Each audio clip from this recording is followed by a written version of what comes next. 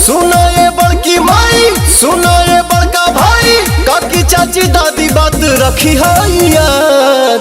आइल करा काट तो हर पवनवा मांगेला घूमी घूमी आशीर्वाद, मांगेला घूमी घूमी आशीर्वाद, मांगेला घूमी घूमी।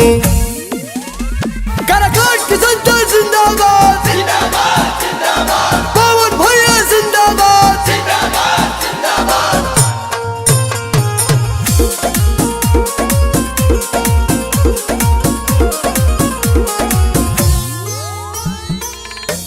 तोहर भतीजवा तुहसे विनती करता, अपौआ पे तोहरा अपन सिरवा धरता।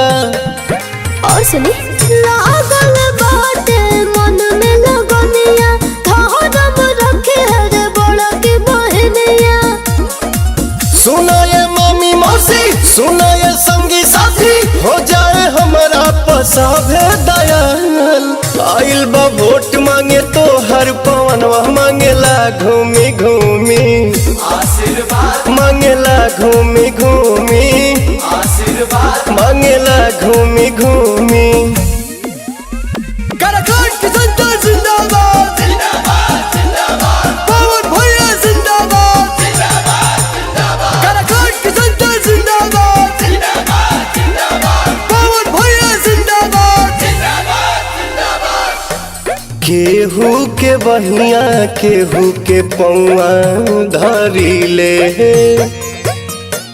जनता जनार्दन से हम अर्जी करी ले। बाहे सगर विकास के बेरिया, सुखवा सवारे दिल के भीतरिया। तू रब न कोनो वादा, जानब जीवो से ज्यादा, रही न मनवा में कोनो मलाल।